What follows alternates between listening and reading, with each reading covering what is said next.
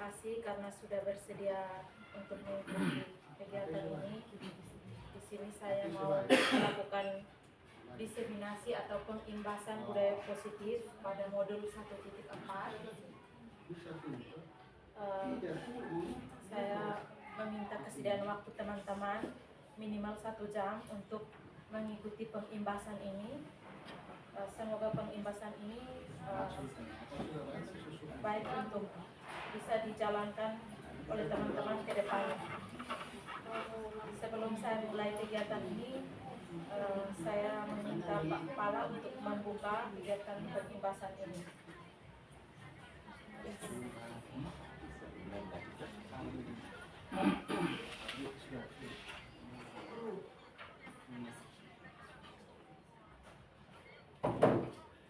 Baik, waktu dan kesempatan saya berikan kepada Pak Kepala untuk membuka kegiatan ini.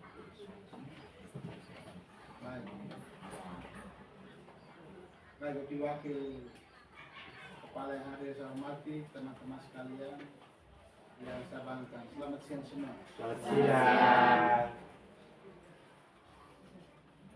Hari ini kita duduk bersama Ibu Yin dalam acara destinasi program hari ini.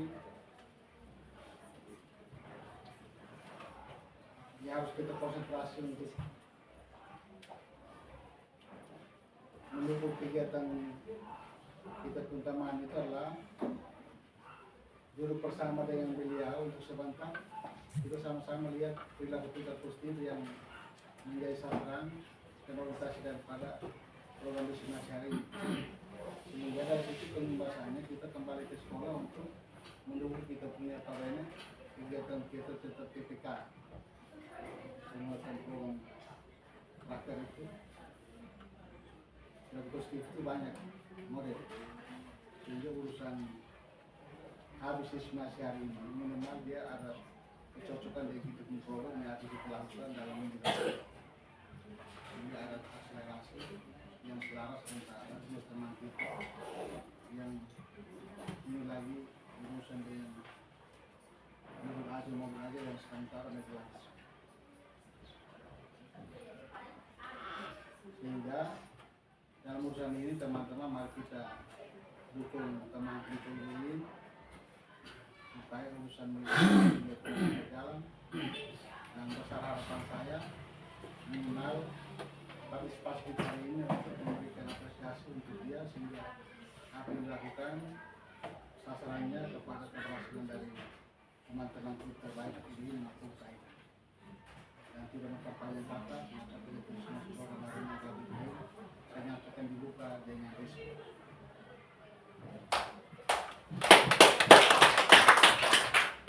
Baik, terima kasih Pak Kepala untuk waktunya dan Bapak Ibu Guru. Saya akan memulai diseminasi budaya positif modul 1.4. Sebelum saya memulai ini, saya mau memohon maaf. Di sini saya bukan mau menggurui atau bukan mau sok pintar, tetapi saya hanya mau berbagi, dan ini untuk memenuhi tugas saya pada modul 1.4 sebagai aksi nyata. Ini adalah aksi nyata pada modul 1.4. Jadi di sini saya bukan untuk menggurui teman-teman atau Bapak Ibu guru. Di sini saya hanya mau membagikan apa yang saya dapatkan di program pendidikan guru penggerak yang saya ikuti dan saya jalani selama ini. Ini adalah aksi nyata. Aksi nyatanya itu diseminasi budaya positif atau mengimbaskan budaya positif yang kami dapatkan di pendidikan program guru penggerak kepada teman-teman guru di sekolah.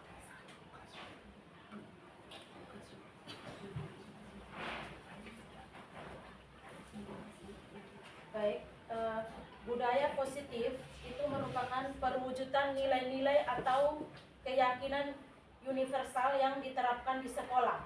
Nilai-nilai atau keyakinan universal yang dimaksudkan di sini adalah hal-hal positif, hal-hal baik yang harus kita terapkan kepada anak-anak murid kita di sekolah. Nilai-nilai yang dimaksud di sini misalnya kita membiasakan misalnya siswa tidak datang terlambat atau masuk kelas itu tidak terlambat, Jika memberikan banyak alasan, mungkin kita bisa mengarahkan dengan hal-hal yang positif, tidak dengan menghakimi. Budaya positif ini diyakini mampu menciptakan kolaborasi antar warga sekolah dan orang tua murid.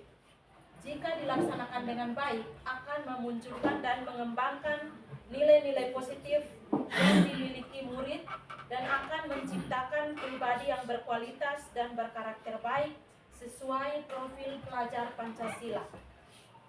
Jadi di sini kita berharap bahwa budaya positif ini jika dijalankan di sekolah ini bisa menciptakan, dan untuk mendapatkan budaya positif di sekolah kita harus berkolaborasi. Kolaborasinya antar warga sekolah, baik itu bapak ibu guru, pegawai, orang tua murid, itu juga termasuk dalam bagian-bagian yang harus kita untuk berkolaborasi. Lalu dalam berkolaborasi ini kita mengembangkan nilai-nilai positif yang dimiliki murid. Murid itu semua atau sebenarnya mereka memiliki nilai positif, hanya tergantung kita bagaimana caranya supaya kita bisa menggali mereka punya nilai positif itu. Jangan yang kita lihat hanya negatif. Di sini kita diajarkan untuk lebih memahami dan lebih peka terhadap nilai positif yang dimiliki oleh murid-murid kita. Dari nilai positif ini dapat menciptakan pribadi yang berkualitas, lalu berkarakter baik, dan pastinya sesuai dengan profil pelajar Pancasila.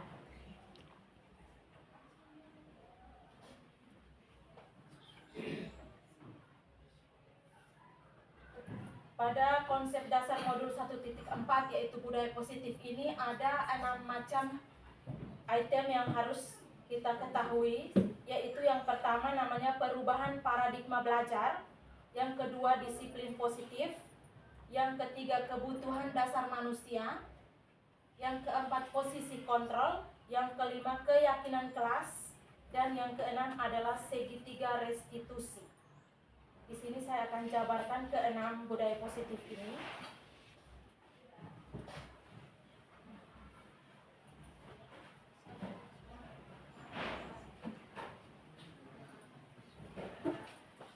Yang pertama itu tentang perubahan paradigma belajar. Perubahan paradigma pembelajaran ini merupakan pergeseran antara stimulus yang namanya stimulus respon menjadi teori kontrol.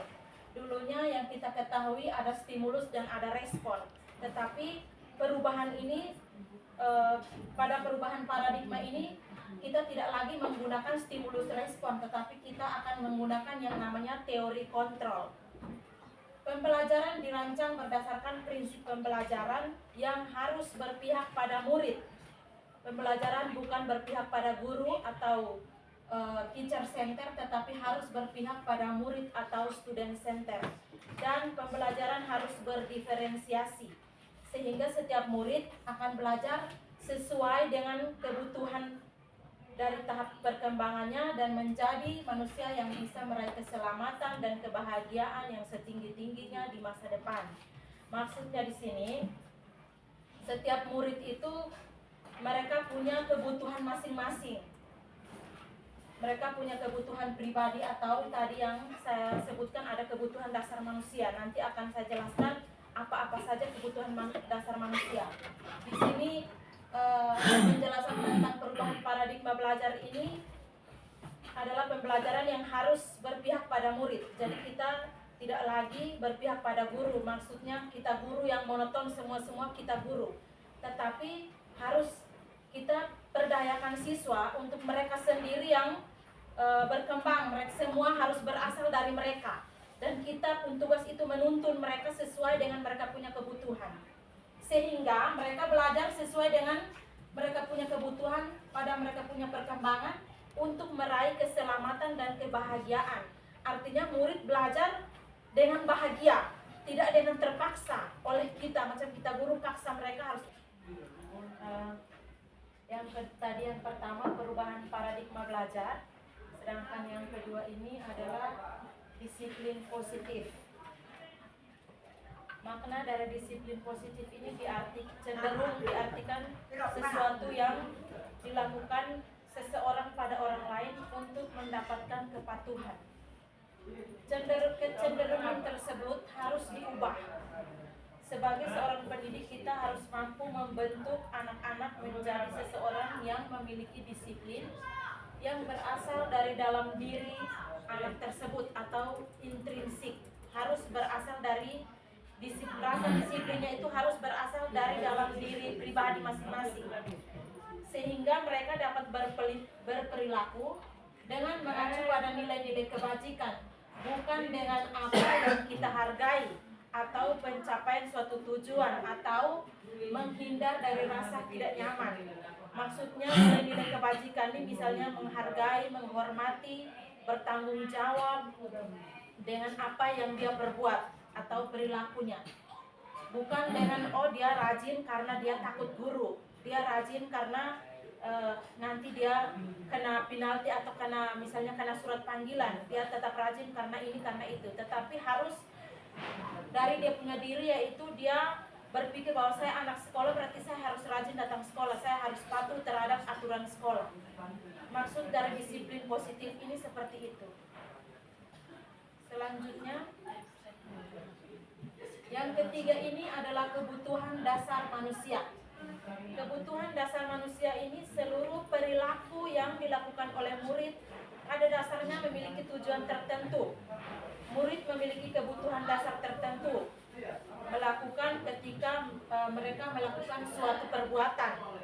Misalnya ada siswa yang sengaja mengganggu teman. Ini artinya mereka punya kebutuhan tertentu. Di sini akan saya jelaskan ada 5 macam kebutuhan. Yang pertama namanya kebutuhan bertahan hidup atau survival. Di sini kebutuhan bertahan hidup ini lebih ke fisiologis, yaitu misalnya kita kalau kita tidak mau lapar kita harus makan, tidak mau haus kita harus minum, kalau tidak mau mengantuk ya kita harus tidur. Ini adalah contoh kebutuhan bertahan hidup dan itu dimiliki oleh semua manusia. Tidak ada manusia yang tidak memiliki kebutuhan ini. Bahkan makhluk hidup seluruhnya dia memiliki kebutuhan bertahan hidup. Kebutuhan yang kedua itu kebutuhan untuk diterima atau kasih sayang dan rasa diterima. Misalnya kita kalau contoh kepada kita teman-teman guru, misalnya kalau kita ada teman yang tidak sapa kita atau tidak buat apa tidak sapa kita, pasti kita berpikir dalam hati ini orang kenapa? Orang ini kenapa dengan kita? Pasti kita berpikir begitu. Nah, anak-anak murid juga sama. Mereka nakal, mereka berulah. Itu sebenarnya mereka memiliki 5 kebutuhan ini. Sebenarnya mereka sedang berulah untuk diperhatikan, dibelai, dikasih sayang. Itu salah satu contoh. Yang berikutnya kebutuhan pengakuan atas kemampuan atau penguasaan. Misalnya kalau murid itu dia berbuat baik tapi kita tidak mengakui atau mengapresiasi dia punya perbuatan baik, pasti dia berulah. Mungkin kita semua pernah mengalami ini saat kita berada di kelas atau di kegiatan sekolah. Ketika anak-anak murid itu dia punya sesuatu yang lebih, misalnya dia berpakaian, kadang dia berpakaian yang aneh-aneh, itu juga sebenarnya dia butuh pengakuan sebenarnya. Kita hanya cukup, sebagai guru kita cukup peka terhadap dia punya penampilan. Oh, siswa ini ternyata dia butuh untuk diperhatikan, butuh untuk diakui. Apalagi kalau dia misalnya dalam kelas dia bisa jawab apa yang kita tanya, atau dia bisa menjawab teman-teman dalam diskusi, atau dia buat dia presentasi dengan hasil yang baik, pasti dia butuh pengakuan dari kita atas dia punya kemampuan yang sudah dia buat. Ini adalah contoh dari kebutuhan pengakuan atas kemampuan atau namanya penguasaan. Selanjutnya kebutuhan akan pilihan atau kebebasan. Bukan hanya anak murid, tetapi kita juga pasti punya bebas, kita punya kebebasan untuk memilih. Misalnya orang kasih pilihan untuk kita ini, tapi kalau kita tidak serek, pasti kita tidak setuju. Begitu juga dengan anak murid. Apa yang mereka perbuat, kadang mereka tidak setuju dengan apa yang kita kasih. Misalnya, oh kamu harus dalam satu kelas ini, kamu harus buat ini, harus buat itu, tugasnya harus seperti ini. Padahal seharusnya tidak boleh begitu.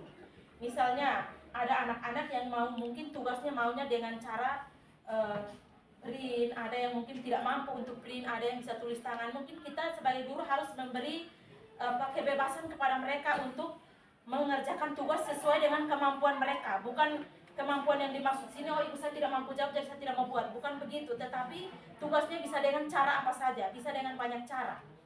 Ini maksud dari kebutuhan akan pilihan. Selanjutnya kebutuhan untuk merasa senang atau kesenangan. Ada satu contoh, misalnya kadang anak-anak itu mereka lari ke sana kemari dalam kelas atau jalan ke sana kemari. Mungkin mereka bosan dengan kita punya cara mengajar. Kadang seperti itu. Nah, bagaimana caranya kita supaya mereka tidak bosan? Kita mungkin bisa tanya mereka kenapa. Kau maunya bagaimana? Di sini yang kami pelajari di sini begitu. Kayak kita guru atau pendidik kita disuruh untuk lebih peka terhadap 5 kebutuhan yang kami pelajari ini, macam kebutuhan untuk bertahan hidup. Kalau misalnya mereka datang sekolah belum makan, kalau mengantuk mungkin tidak makan pagi, bisa kita tanya kenapa mengantuk, tidak makan kah atau tidak minum kah, mungkin bisa begitu. Kalau tidak minum kita bisa ya kasih minum misalnya begitu. Lalu kebutuhan untuk diterima, kebutuhan pengakuan atas kemampuan, kebutuhan akan pilihan atau kebebasan. Jadi teman-teman, khusus kepada kebebasan ini bukan yang kita bebaskan mereka untuk tidak kerja tugas, tidak, tetapi kita kasih tugas sesuai dengan mereka punya kemampuan. Misalnya kalau kita tugasnya presentasi, tapi siswanya dia tidak bisa omong mungkin, dia tidak berani untuk bicara, mungkin kita bisa tuntun untuk supaya mereka dia bisa bicara. Dari sini kan dia bisa, atau dengan cara lain. Contohnya seperti Julio Robi, itu mungkin teman-teman kita jangan kasih dia apa yang dia tidak bisa baca. Sebenarnya kita bisa kasih pilihan seperti yang pernah Pak Pengawas bilang, bahwa kalau memang dia tidak bisa dalam akademik, kita bisa arahkan ke dia buat kegiatan apa di sekolah untuk memenuhi dia pun tugas. Artinya sesuai dengan dia punya kemampuan. Di kurikulum ini kan tidak dituntut akademiknya bagus, yang penting dia mau belajar. Jadi jenis pelajaran atau jenis kegiatannya bisa kita ciptakan, kita guru itu. Jadi untuk kebutuhan dasar manusia seperti itu. Lanjut, dari ini kaitan dengan kebutuhan dasar manusia, yaitu namanya motivasi perilaku manusia oleh seseorang bernama Diane Gossen. Di sini ada 3 motivasi perilaku manusia. Yang pertama itu untuk menghindari ketidaknyamanan atau hukuman. Contohnya, jika murid bertanya apa yang akan terjadi apabila saya tidak melakukannya, hal tersebut merupakan motivasi eksternal. Misalnya, kalau saya tidak mau, kamu mau apa? Sebenarnya kan begitu. Tapi kita dengan kita punya kekuatan sebagai power of guru, kita pasti kau tidak mau, kau mati. Kita dengan ancaman seperti itu. Sebenarnya dia punya motivasi eksternal, kayak pasti dalam dia pun hati, pasti dia berbicara, hanya dia tidak berani untuk mengungkapkan ke kita guru karena dia takut. Di sini sebenarnya dalam hati dia pasti bertanya untuk menghindari dia pun rasa tidak nyaman. Kita buat sesuatu, dia tidak nyaman dengan apa yang kita buat. Pasti dalam hati dia pergi, kalau saya tidak mau dia membuat apa dengan saya. Pasti dalam hati dia berpikir begitu. Nah, ini namanya motivasi eksternal. Lalu yang kedua, untuk mendapat imbalan atau penghargaan dari orang lain. Murid bertanya, apa yang akan saya dapatkan apabila saya melakukannya? Misalnya kalau kita kasih bawa seperti kita kerja bakti, dia tidak bawa linggis atau tidak bawa ember. Kalau saya bawa, memangnya saya dapat apa? Pasti dalam hati dia juga berpikir begitu. Ini juga namanya motivasi eksternal. Dan yang ketiga, untuk menjadi orang yang mereka inginkan dan menghargai diri sendiri dengan nilai-nilai yang mereka percaya. Nilai-nilai yang dimaksud tadi bertanggung jawab, menghargai, menghormati, dan hal-hal positif lainnya. Di sini akan menjadi orang seperti apa jika saya melakukannya. Ini baru namanya motivasi internal. Misalnya dia, saya harus bawa linggis karena supaya ini pelajaran untuk saya. Seperti itu. Itu baru namanya motivasi dari dalam hati. Lanjut. Ini ada pengertian dari motivasi. Dorongan yang timbul dalam diri seseorang secara sadar atau tidak sadar untuk melakukan suatu tindakan untuk tujuan tertentu. Motivasi. Jadi ada 2 macam motivasi, motivasi eksternal dan motivasi internal. Motivasi eksternal itu murid melakukan kedisiplinan karena takut. Ini yang tadi seperti 3 motivasi tadi. Karena takut, menghindari diri dari hukuman, atau ingin mendapatkan penghargaan dari orang lain atau bentuk, misalnya dia tahu, oh kalau kita rajin kita dapat ini, kita dapat penghargaan ini. Nah ini namanya contoh motivasi eksternal. Kalau motivasi internal berarti murid melakukan kedisiplinan karena sadar. Dia sadar akan nilai kebajikan yang dimaksud tadi, yaitu bertanggung jawab, menghormati, menghargai dalam dia punya diri sendiri. Atau dia menghargai dia punya diri sendiri, misalnya saya jadi murid saya harus rajin, saya harus disiplin. Ini baru namanya motivasi internal. Mungkin di kitab sekolah ini ada siswa-siswa tertentu yang sebenarnya punya motivasi internal ini, tetapi terkadang dipengaruhi oleh siswa-siswa yang lebih dikuasai oleh motivasi eksternal ini. Namun di dalam kegiatan guru penggerak ini, pendidikan ini, kita akan diajarkan bagaimana kita mengarahkan siswa agar lebih melakukan motivasi internal daripada motivasi eksternal. Saya yakin kita semua pasti bisa karena kita belajar khusus tentang ini.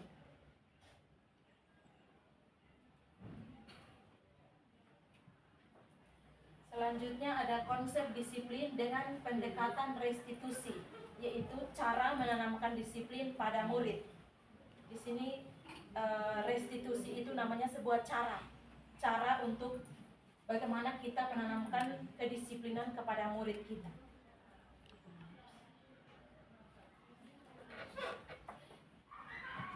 Ya, apa itu restitusi? Restitusi tadi cara untuk menanamkan disiplin positif. Proses untuk menciptakan kondisi, kita yang menciptakan kondisi bagi murid untuk memperbaiki kesalahan yang mereka buat, sehingga mereka bisa kembali pada kelompok mereka dengan karakter yang lebih kuat. Kelompok yang dimaksud ini mereka punya teman-teman. Kayak pasti tidak semua berbuat salah, pasti ada salah satu atau 2-3 orang yang berbuat salah. Nah, yang berbuat salah ini yang kita arahkan, kita kasih restitusi. Ketika kalau mereka sudah mendapat restitusi ini, pasti pelan-pelan mereka akan berubah diri. Kalau mereka sudah berubah, pasti dengan sendirinya akan berpengaruh ke teman yang lain. Jadi mungkin kita tidak bisa langsung satu kali berubah, tetapi pelan-pelan kita jalankan secara perlahan. Dengan cara kita memperbaiki mereka punya kesalahan dengan cara restitusi ini. Sehingga kalau mereka kembali ke mereka punya kelompok, mereka punya karakter akan lebih kuat. Ini yang diyakini. Selanjutnya ada ciri-ciri restitusi. Ciri-ciri restitusi. Yang pertama itu menguatkan dan fokus pada solusi. Kita bukan fokus pada masalahnya, tetapi kita fokus pada solusinya. Kalau mereka berbuat masalah, solusinya apa? Kita jangan fokus pada masalah. Yang kedua, fokus pada karakter, bukan pada tindakan. Tindakan yang siswa buat, misalnya mereka tidak sisip. Ini contoh masalah-masalah yang banyak terjadi di kelas atau di sekolah, yaitu tidak sisip atau atau pergi ke WC misalnya dengan waktu yang berjam-jam.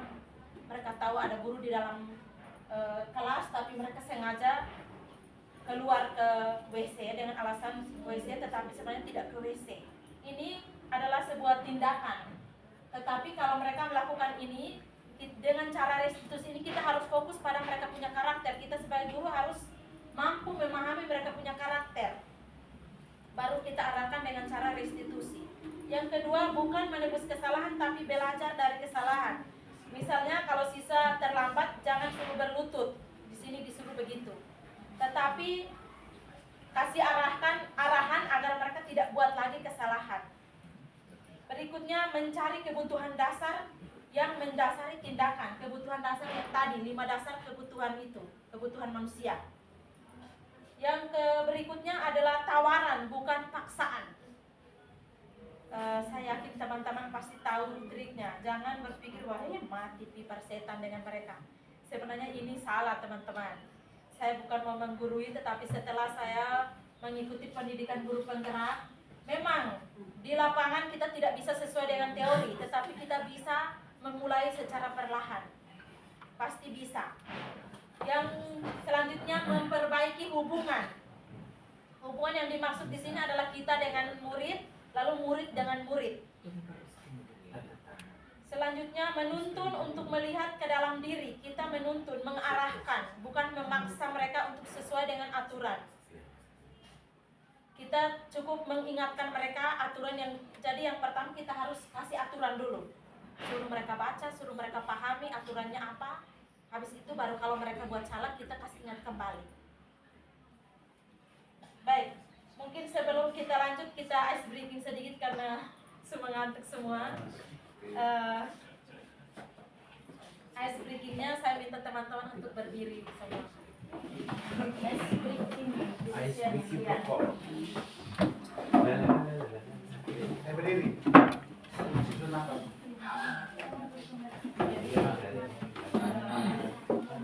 Yang sesaat di lorong sini. Ya, yang di dalam bangku mungkin keluar sampai kita goyang-goyang sedikit jadi harus keluar. Contohnya ini namanya tepuk motor. Oh, motor. Tepuk motor. Tepuk motor. Contohnya tepuk motor nanti. Ngeng ngeng. Sapu Pip, rung pip. ibu. Ngeng. Itu contohnya begitu bisa tahu teman-teman. Kamera Ya, saya. oke. Saya ditajak. Kamu lagi. Ngeng ngeng pip pip. Oh, berarti menurung, bob, gas tinggi naik. Belasan bisa bangun. Baik. Yang biasa gas dia ambil gas pas sendiri. Gas pertama lo ya ngeng, menurun. Habis itu bob, habis itu naik ke ngeng. Baik, tepuk motor. Ngeng Ngeng. ngeng. Pip pip. Ngeng. Lagi suka.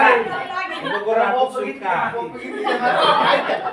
Kita lagi tuh boh. Ini kan tepuk bukan bawa motor. Oh, tidak bawa tepuk. Baik. Macam panah punya itu pas. Tepuk motor. Ngeng ngeng. Ngeng. Pip pip. Ngeng. Baik, terima kasih. Gas kopi. Bingung supaya.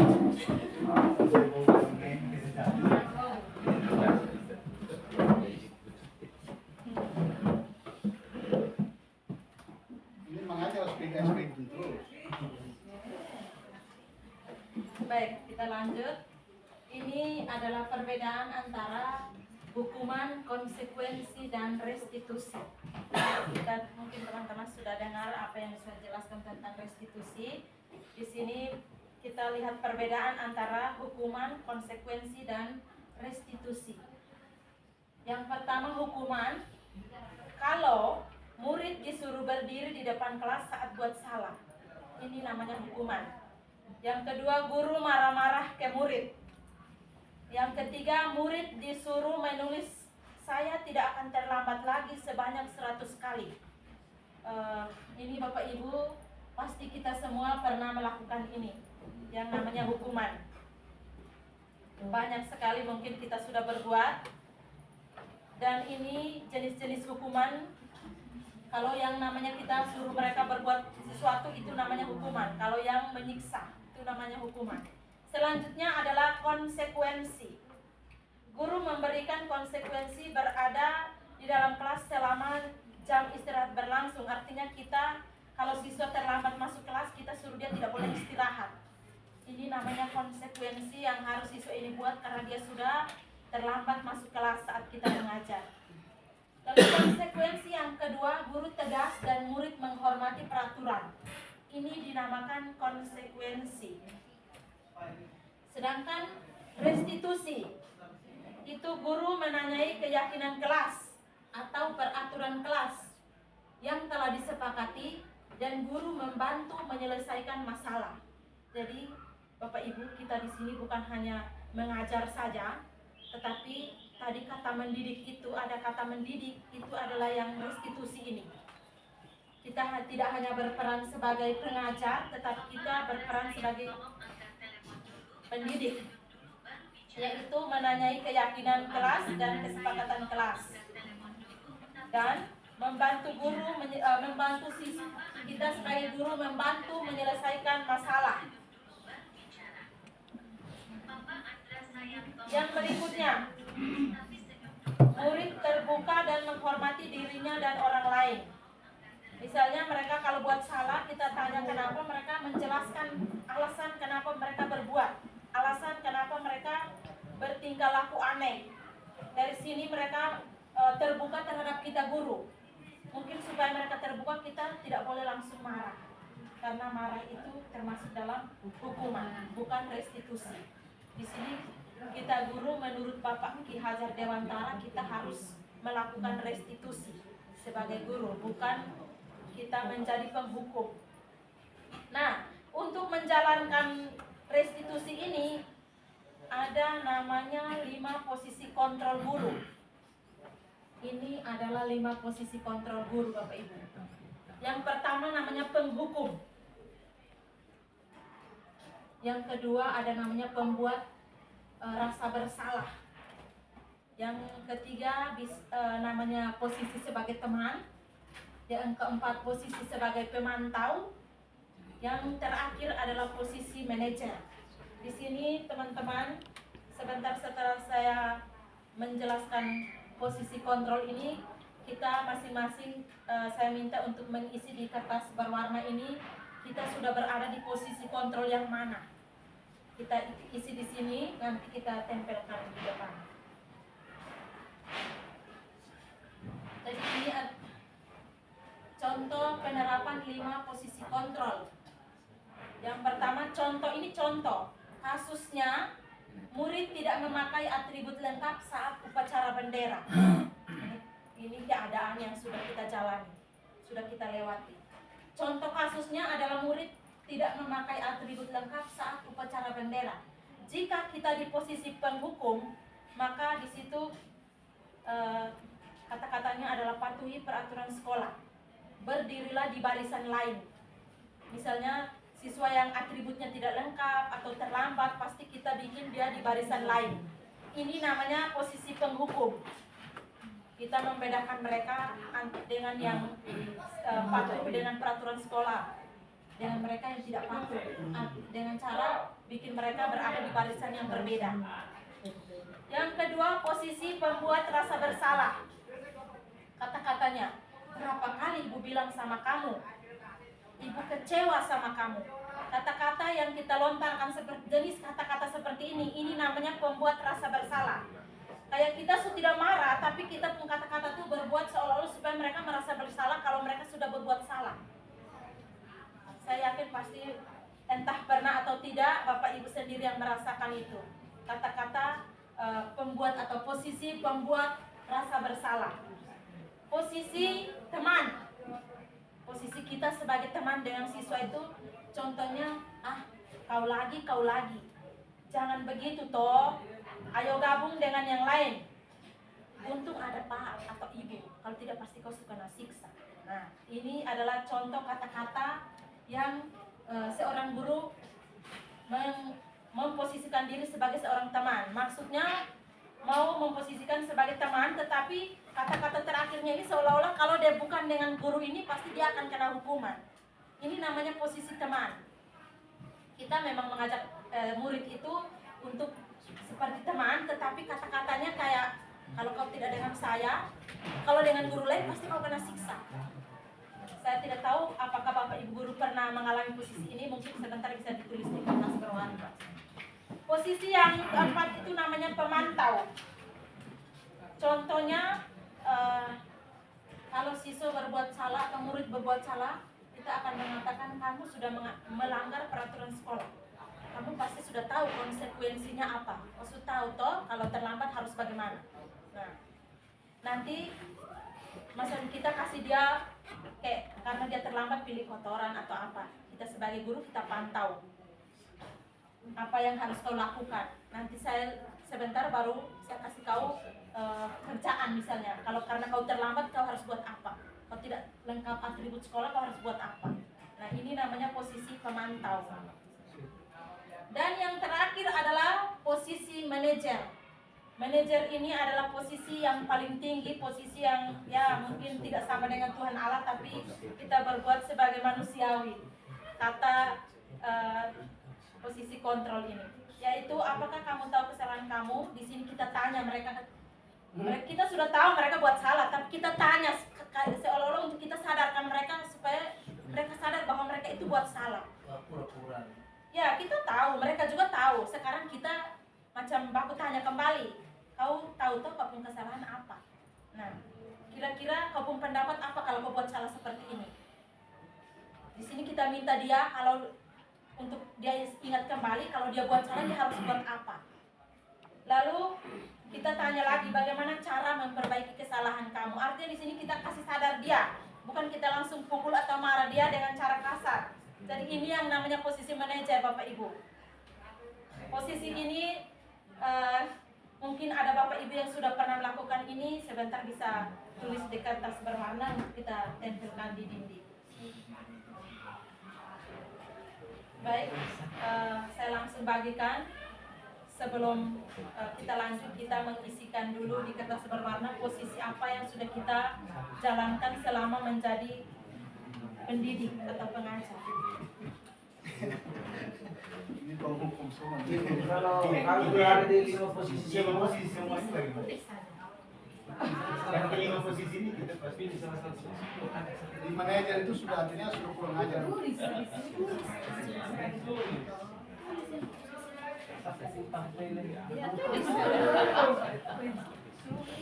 Nanti baru dikasih umumnya.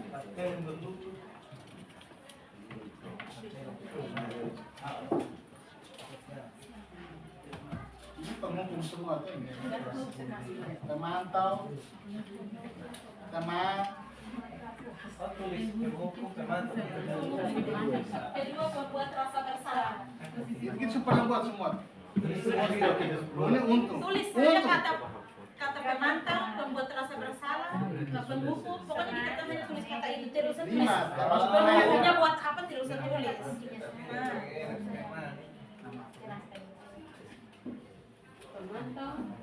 Mereka anak teramat, kami bilang begini, enak cepat, untuk anak saya, itu pernah hukum. Yang setiap hari kita pakai itu 5 itu kita pakai.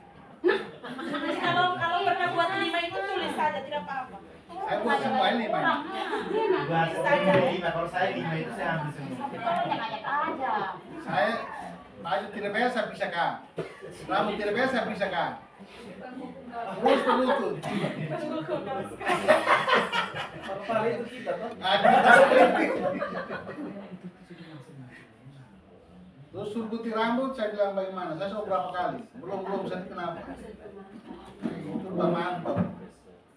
Teman dua sudah saya anjing suka. Kamu hitung saya, ketika pernah lihat kok habis. Iya. Ini pernah juga. Silahkan ditulis di kertas itu. Nanti habis tulis langsung tempel di depan sini. Yang sudah habis langsung tempel. Yang mana saya sudah pernah bilang apa? Lupa mau sebenarnya apa sebenarnya? Masih mau di sini kah atau mau pulang sudah? Oh pasti tahu. Yang sudah langsung tempel sudah ya Bapak Ibu.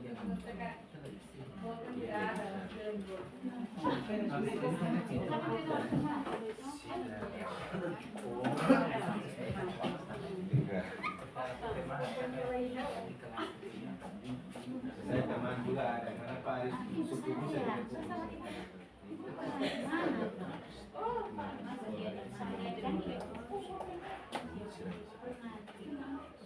Saya tidak ada membuat rasa bersalah, saya tidak ada. Pernah misalnya kayak ya pukul itu namanya penghukum lah. Penghukum ya. Kalau pernah pukul berarti pernah menjalani posisi itu. Di kertas masih ada di sini. Kita puluh ini semua dipakai.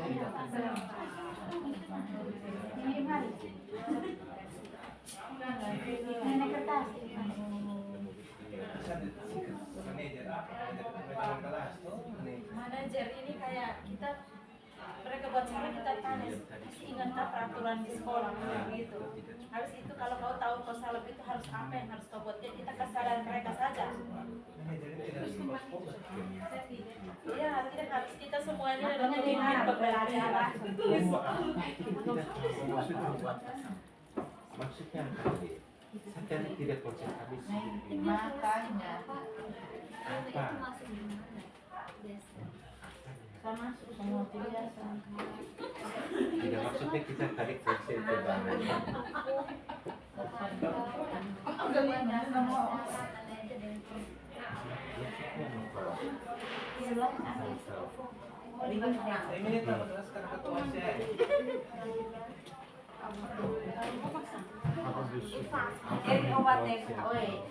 Dengan apa ini kategori seperti itu kamu Salah satu dari 5 posisi penghukum pernah membuat siswa merasa bersalah dengan kesalahan, lalu sebagai teman pasangan, pemantau, tidak kasus itu hanya sebagai contoh ya masalahnya dalam menjalani masalah ini apakah kau di posisi yang mana? Makanya panarku posisi teman dan pemantau. Iya. Sebenarnya dia masuk di pemantau. Sebenarnya sama sih. Kasus itu sudah bentuk ini kita tulis posisi kontrolnya dari kasus yang ini kau posisi kontrol apa untuk menyelesaikan kasus itu. Kalau siswa pun tidak lengkap mau buat bagaimana jadi teman kah, jadi manajer kah, jadi Ibu pemantau coaching. kah. Udah pikir marah di sini. Sudah semua? Sudah. Misalnya cubit, cewek, itu kan hukum.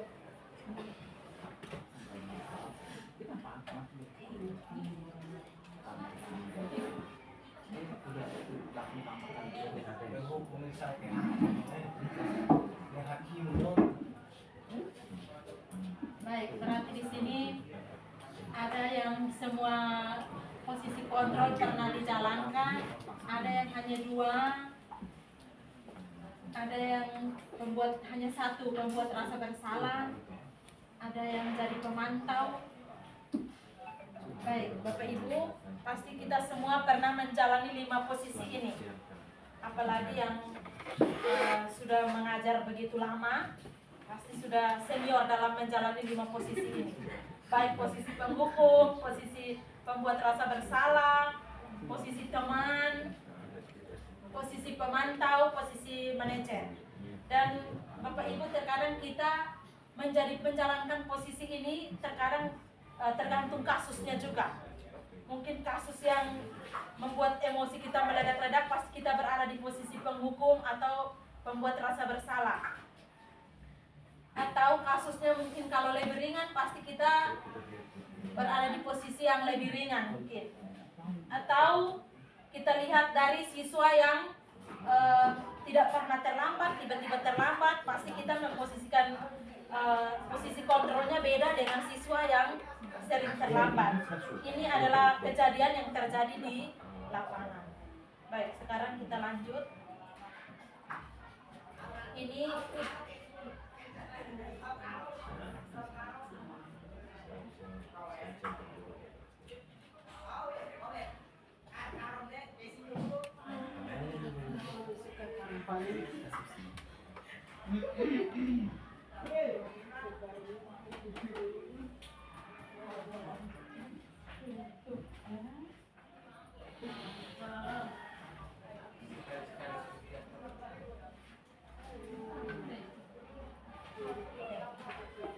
yang selanjutnya itu ada motivasi eksternal dan motivasi intrinsik. Yang pertama ada 2 motivasi, yaitu eksternal intrinsik. Setelah itu di bawah motivasi ini ada lagi namanya identitas gagal dan identitas berhasil atau sukses. Lalu di bawah identitas ini ada namanya perilaku kontrol negatif, perilaku kontrol positif, dan kontrol diri. Dan di bawah perilaku kontrol ini ada yang tadi posisi penghukum, pembuat merasa bersalah, teman, pemantau, dan manajer. Ini rincian kata-kata. Misalnya yang pertama penghukum. Kalau posisi penghukum itu guru menghardik, menunjuk-nunjuk, menyakiti, dan menyindir. Ini adalah posisi penghukum. Kalau pembuat merasa bersalah, berceramah, menunjukkan kekecewaan yang mendalam terhadap perbuatan yang dilakukan oleh murid. Itu masuk dalam perilaku kontrol negatif. Sedangkan posisi teman dan pemantau itu perilaku kontrol yang positif. Contohnya membuatkan alasan mengukur. Itu adalah posisi pemantau. Sedangkan kontrol diri di sini berarti kita sebagai guru kita mampu mengontrol kita punya diri dan emosi dengan cara mengajukan pertanyaan-pertanyaan yang positif. Misalnya di situ kata-kata ada contoh, mungkin teman-teman tidak bisa lihat. Kalau kamu tidak melakukannya, saya akan titik-titik. Ini namanya posisi penghukum. Kata-kata yang kita ucapkan, kalau kau tidak buat ini, berarti kau akan kena seperti ini. Lalu posisi pembuat rasa bersalah. Kamu sudah mengecewakan ibu atau bapak guru. Ini contoh pembuat merasa bersalah. Kalau posisi teman, lakukan untuk bapak ibu. Ya sudah, nanti bapak ibu akan bantu bereskan. Ini namanya kita berlaku sebagai teman. Kalau pemantau, kita tanya apa peraturannya, apa konsekuensi atau sanksinya, apa yang telah kamu lakukan, apa yang terjadi sekarang. Ini adalah posisi pemantau. Sedangkan posisi manajer, apa yang kita yakini, apa kamu meyakini hal tersebut. Kalau kamu meyakininya, kamu maukah kamu memperbaikinya? Kalau kamu memperbaikinya, jadi kira-kira hal tersebut akan menggambarkan apa tentang diri kamu. Contoh, kalau siswa itu dia tidak mengerjakan PR, kita tanya, kenapa kau tidak kerja PR? Oh, dia menjelaskan alasannya. Dia jelaskan alasan habis. Misalnya dia mungkin tidak kerja PR karena malam main HP sampai tengah malam, akhirnya dia lupa kerja PR. Berarti kita harus mengingatkan dia, kalau kita tidak kerja PR itu masuk dalam kebajikan apa? Yang tidak bertanggung jawab. Supaya bertanggung jawab harus bagaimana? Harus ingat bahwa kita adalah murid, berarti kalau ada tugas harus kerja. Ini namanya posisi manajer. Hasil dari itu, ketika menghukum, maka siswa akan memberontak dan menjadi pendendam. Lalu atau dia akan tukang menyalahkan orang lain. Itu hasil dari kita membentak, menghardik, dan menunjuk-nunjuk atau menyindir. Siswa akan menjadi pemberontak. Siswa akan mendendam terhadap kita guru. Kalau kita yang tukang pukul atau apa, pasti dia akan menjadi dendam dengan kita. Lalu hasil dari pembuat rasa bersalah itu dia kayak tidak terbuka. Dia lebih cenderung berbohong. Ini hasil dari kita buat dia merasa bersalah. Lalu kalau posisi teman, itu dia jadi tergantung dengan kita yang sebagai teman ini. Dia tergantung dengan kita. Kayak dia kalau tidak ada kita di sekolah, kita sebagai guru di sekolah, dia akan mencari karena kalau tidak ada kita, dia tidak bisa berbuat apa-apa. Ini posisi teman, hasilnya akan jadi seperti itu. Hasil yang berikutnya itu pada pemantau, dia hanya akan mau pilih sampah atau hanya akan mau buat apa-apa kalau diawasi. Kalau tidak diawasi, dia tidak berbuat. Ini hasil dari kita menjadi posisi pemantau. Sedangkan kalau posisi manajer, itu akan kasih kuat dia pun karakter dengan dia tidak merasa sakit hati karena kita tidak marah dia, toh. Dia akan sadar. Mungkin kita bisa coba, pasti dalam hati teman-teman, ini mau sadar betul tidak. Pasti kita juga berpikir dalam hati kita, tapi kita tidak akan tahu kalau kita belum coba. Mungkin coba saja dulu untuk membuktikan apakah posisi ini betul atau tidak.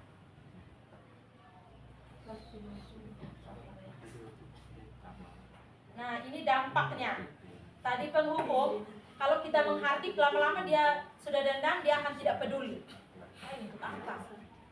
Kalau posisi pembuat rasa bersalah, dia hanya akan buat salah habis, dia minta maaf habis, dia buat ulang lagi. Ini posisi kalau kita buat, kita menjadi atau kita berada di posisi pembuat rasa bersalah. Dia minta maaf, dia buat salah habis, dia minta maaf, tapi habis itu dia buat lagi. Ini hasil dari pembuat rasa bersalah. Habis itu jadi teman. Dia pikir kita ini dia pun teman, jadi dia seenaknya. Kita kan teman, kita kan bestie. Nah, dia pun pemikiran jadi seperti itu. Kalau pemantau, kalau saya bawa, misalnya dia tidak bawa linggis atau ember, kalau saya tidak bawa, ibu mau buat apa dengan saya? Nah. Atau saya dapat hadiah apa kalau saya buat hal yang ibu suruh atau bapak ibu suruh? Ini perkataan yang pikirkan akan dibuat oleh siswa jika kita memposisikan diri pada posisi-posisi tadi. Kalau posisi manajer, itu bagaimana cara agar saya bisa memperbaiki keadaan ini. Saya akan memperbaiki masalah ini dengan bagaimana.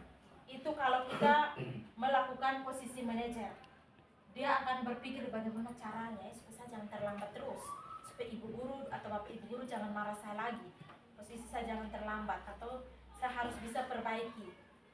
Kalau kita membuat posisi manajer, dampak pada penghukum ketika kita membentak atau menghardik, dia akan mengulangi kesalahan berulang kali dan dia menjadi agresif. Kayak kita terlalu marah-marah dia seperti buat emosi tambah kita kembali, kayak dia bikin panas kita. Kalau kita marah atau kita sindir, apalagi kita ejek dengan kata-kata yang kita menghina dia pun fisik, dia pun kekurangan tanpa kita tahu, mungkin dia fisik begini karena alasan begini-begini, kita tidak tahu. Dengan begitu maka dia akan mengulangi terus kesalahan itu. Kalau pembuat rasa bersalah, dia akan merasa rendah diri, dia minder, dia merasa gagal dan merasa tidak berharga di antara teman-temannya. Dan posisi teman, dia menjadi tergantung, tidak mandiri dan tidak bisa atau tidak mampu membuat keputusan atas diri dia sendiri. Posisi selanjutnya menitik beratkan, atau posisi teman ini menitik beratkan dampak pada diri sendiri. Ingin maunya buat sesuatu kalau dapat hadiah saja. Kalau tidak dapat hadiah berarti tidak mau. Kalau di manajer berarti dampaknya dia akan mengevaluasi diri. Bagaimana menjadi diri yang lebih baik. Lalu kaitan dengan dunia berkualitas. Kalau penghukum, murid akan meletakkan guru di luar dunia berkualitasnya. Kita yang sebagai penghukum, dia akan tidak anggap kita, sekalipun kita ini gurunya di sekolah, di luar dia tidak menghormati kita. Ini mungkin dia pernah mengalami hal-hal hukuman yang kita buat di sekolah. Lalu posisi pembuat merasa bersalah, dia akan jadikan kita sebagai dunia berkualitasnya, tetapi tetap tadi dampaknya ada. Dan dampak yang pada posisi teman, dia akan meletakkan guru sebagai orang penting, karena dia tergantung dengan kita, jadi kita adalah dia punya orang penting kalau kita posisi sebagai teman. Dan yang berikutnya posisi pemantau, guru meletakkan murid meletakkan guru, dan peraturan di dunia berkualitas. Ini masih sama dengan posisi teman. Sedangkan kalau posisi manajer, dia akan meletakkan diri sebagai individu yang positif. Karena kita tujuan di sini adalah membentuk mereka, berarti dia harus jangan bergantung kepada kita guru. Dia harus mau karena dia punya kemauan sendiri. Intinya seperti itu. Dia akan meletakkan dirinya sebagai individu yang positif dalam dunia yang berkualitas.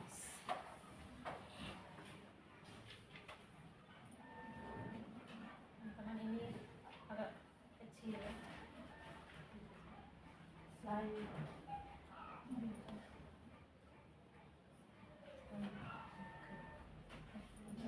Bisa dibaca ini ada tabel, ini kayak kata-kata yang pernah kita buat saat menjalankan posisi kontrol. Pada tabel ini isi kolom siapa yang mengatakan. Ini kolom siapa yang mengatakan ini. Kita isi dengan posisi kontrol mana yang menurut kita sering kita ucapkan pada pernyataan-pernyataan yang tersedia ini ya. Di sini kita isi kan tadi kita sudah tahu toh posisi kontrol penghukum itu bagaimana, membuat rasa bersalah bagaimana. Di sini kita bedakan kata-kata pernyataan kalimat di samping ini dia termasuk dalam posisi kontrol yang mana. Yang pertama, saya kecewa sekali dengan kamu. Ini kira-kira dia posisi apa? Posisi kedua. Membuat rasa bersalah. Lanjut, posisi kata-kata yang kedua, kamu tidak pernah benar melakukannya. Ini posisi apa, Bapak Ibu? Tidak pernah benar. Ini dia masuk juga dalam pembuat rasa bersalah, dan teman atau pemantau juga bisa masuk. Lalu yang ketiga, ayolah lakukan demi saya ya. Teman. Nah, ini posisi teman. Yang berikutnya, apakah kamu mau mendapatkan stiker bintang hari ini? Ini tadi posisi apa ya? Ini posisi pemantau. Dia hanya akan mau melakukan sesuatu jika jika mendapatkan hadiah. Ya. Selanjutnya, bagaimana kamu bisa menyelesaikan? Manajer. Ini posisi menyelesaikan masalah ini. Ya. Selanjutnya, kamu selalu yang paling terakhir. Ini membuat rasa apa? Pembuat rasa bersalah. Ya, pembuat rasa bersalah ini. Yang berikutnya, kamu tidak akan mendapatkan bintang bila tidak menyelesaikan tugas ini. Hukum. Dia hanya mau berbuat kalau dia dapat hadiah. Berarti dia di posisi keberapa? Pemantau ya, keempat tadi kan? Yang berikutnya, berapa kali sih saya sudah mengatakan kepada kamu? Ini pembuat rasa bersalah ya Bapak Ibu. Berikutnya, ingat bukan apa yang telah saya lakukan untuk kamu. Ini posisi apa? Teman, ya toh? Selanjutnya, kamu tidak akan pernah berhasil dalam kehidupan ini. Ini saya rasa agak menemukan Selanjutnya, apa rencanamu untuk menyelesaikan ini? Ini posisi manajer ya Bapak Ibu. Baik. Itu semuanya.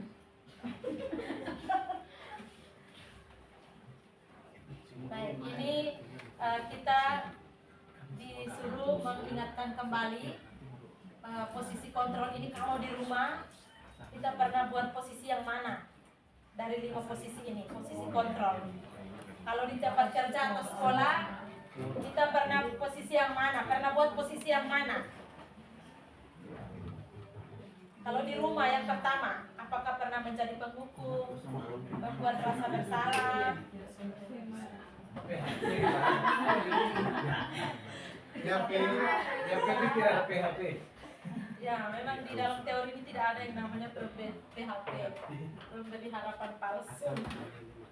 Di sini di rumah pasti pernah menjalankan 5 posisi ini sekaligus, Bapak Ibu. Apalagi kita sudah berkeluarga, rata-rata yang sudah berkeluarga, yang tidak berkeluarga pun pasti menjalankan posisi ini. Intinya sebagai makhluk hidup pasti kita menjalankan 5 posisi ini, baik dari penghukum, membuat rasa bersalah, menjadi teman, pemantau, dan manajer. Begitu juga di tempat kerja. Tadi di tempat kerja kita sudah mengisi kertas berwarna posisi yang kita jalani.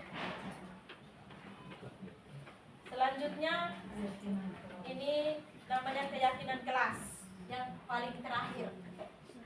Sesuatu yang diyakini bersama atau disepakati bersama yang berasal dari penyatuan pikiran, macam kita kesepakatan untuk menjadi nilai-nilai kebaikan yang dijalankan atau diturunkan di kelas. Ini semacam kita buat peraturan. Kalau kita guru mata pelajaran masuk di awal semester, pasti kita buat peraturan-peraturan di kita punya mata pelajaran. Kita misalnya tidak boleh makan saat jam pelajaran berlangsung, tidak boleh main HP, tidak boleh mondar-mandir, tidak boleh berbicara saat guru berbicara. Ini adalah contoh dari keyakinan kelas. Jadi Bapak Ibu, keyakinan ini dia sama dengan tata tertib. Tetapi pada pendidikan guru penggerak ini diganti tata tertib itu menjadi keyakinan kelas atau keyakinan sekolah. Karena katanya tata tertib itu lebih ke menghukum. Sedangkan kalau keyakinan kelas itu lebih ke kita berpendapat, kita tanya atau minta pendapat ke teman. Saat pelajaran kamu tidak boleh begini, apakah kamu setuju atau tidak? Kayak kita sepakat.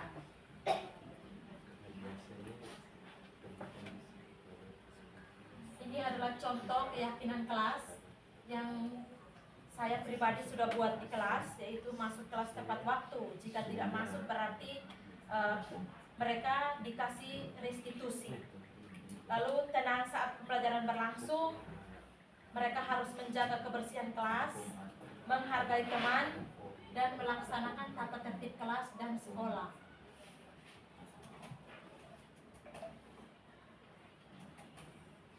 Selanjutnya, ini adalah bagaimana pembentukan keyakinan kelas. Pembentukan keyakinan kelas ini yang pertama dia harus lebih abstrak dari peraturan kelas atau sekolah. Lalu yang kedua tidak boleh banyak-banyak supaya mudah diingat. Mungkin teman Bapak Ibu guru bertanya, kalau yang lain tidak buat, misalnya kita tidak buat, oh tidak boleh makan di kelas, kita tidak kasih masuk, apakah mereka akan makan? Bapak Ibu, kalau sudah ada 5 yang lain yang tidak ada di situ, pasti dengan sendirinya yang lain bisa mengikuti. Mereka akan tahu bahwa keyakinan yang ini sudah tidak boleh, pasti ini juga tidak boleh. Kita harus yakin. Yang berikutnya, sesuai dengan kondisi kelas agar mudah diterapkan. Kita harus fokus atau perhatikan juga kondisi kelas. Jangan kita buat aturan banyak-banyak, tetapi siswa tidak mau pahami. Artinya mereka tidak ingat yang lain. Dan yang berikutnya, dibuat dalam kalimat yang positif. Kayak tidak boleh ada kata tidak boleh. Harus kata-katanya dalam bentuk kalimat yang positif, yang mengajak. Dan yang terakhir adalah semua warga kelas harus ikut serta atau terlibat dalam pembuatan keyakinan kelas. Sehingga kalau ada yang tidak ikut, berarti kita tinggal tangkap karena oh itu hari kita sudah buat toh. Tinggal mengingatkan kembali mereka saja.